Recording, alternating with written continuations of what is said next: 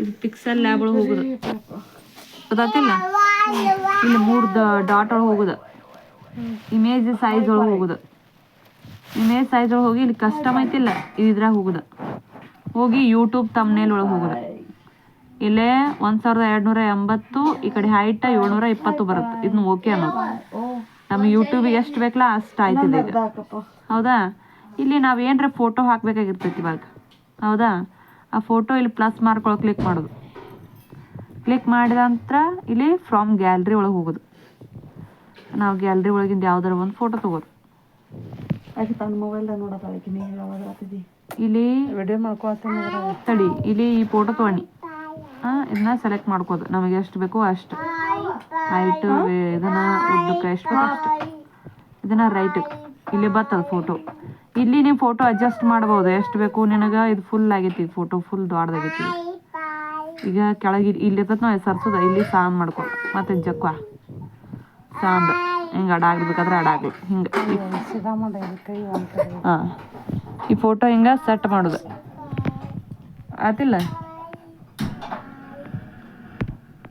ಹಾಂ ಇಷ್ಟು ಸೆಟ್ ಮಾಡೋದು. ಆಮೇಲೆ ನಾವು ಇಲ್ಲಿ ಏನೋ ಬರಿಬೇಕಾಗಿರ್ತೈತಿ. ಹೌದಾ.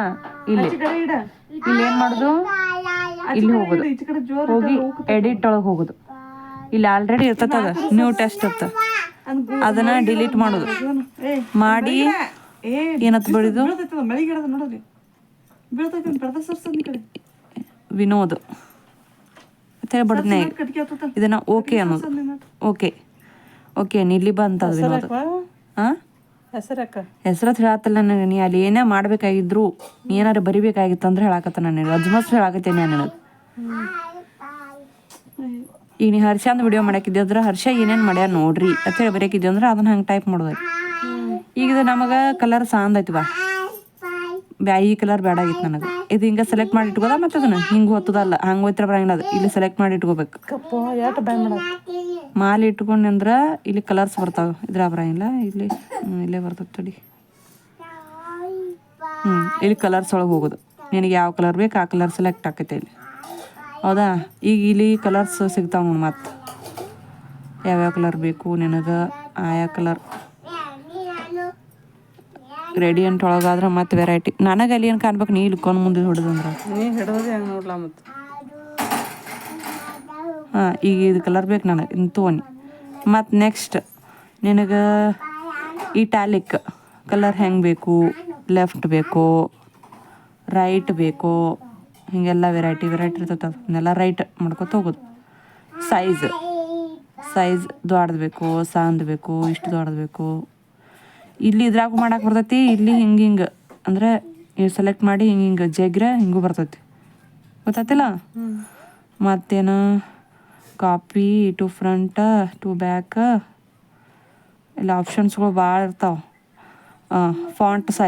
ಫಾಂಟ್ ಸೈಜ್ ನಿನಗೆ ಯಾವ್ದು ಬೇಕು ಹಾಕಲ್ಲ. ಅದು ಫುಲ್ ಡಾರ್ಕ್ ಬೇಕಾದ್ರೆ ಇದು ಅನ್ನೋದು ಓಕೆ ಒತ್ತೋದು. ಫುಲ್ ಡಾರ್ಕ್ ಆಯ್ತು ನೋಡಿ ಗೊತ್ತಾತಿಲ್ಲ. ಬೋಲ್ಡ್ ಸ್ಟೈಲ್ ಬ್ಯಾಕ್ಗ್ರೌಂಡ್ ಅಂದ್ರೆ ಅನೇಬಲ್ ಒತ್ತೋದು. ಬ್ಯಾಕ್ಗ್ರೌಂಡ್ ಕಲರ್ ಬತ್ತು. ಈಗ ಬ್ಯಾಕ್ಗ್ರೌಂಡ್ ಕಲರ್ ಫುಲ್ ಇದು ಆಗಿತ್ತು. ನಾನು ಅಕ್ಷರ ಬರ್ದಿದ್ದು ಕಾಣುತ್ತಿಲ್ಲ. ಗ್ರೇಡಿಯಂಟ್ ಒಳಗೆ ಹೋಗಿ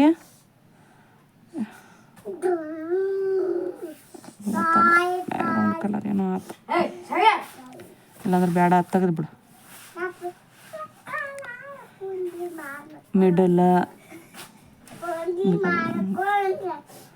ಮಿಡಲ್ ಬೇಕಾಗಿದ್ರೆ ಬರ್ತಾವೆ. ಶ್ಯಾಡೋ ಯಾವ ಕಲರ್ ಶ್ಯಾಡೋ ಬೇಕು ಆ ಕಲರ್. ಇದೇನು ತಗೊಳ್ಳೋದಲ್ಲ.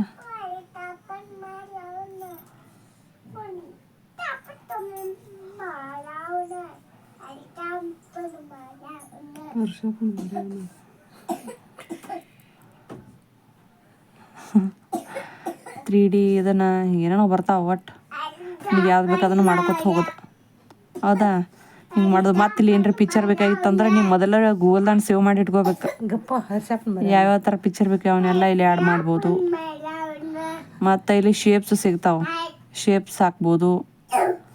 ಹಿಂಗೆ ಬಾಣಚಿನ್ನಿ ಹಾಕಿ ಹಿಂಗೆ ಶೇಪ್ಸ್ ಹಿಂಗೇನ್ರಿ ಶೇಪ್ಸ್ ಹಾಕ್ಬೋದು.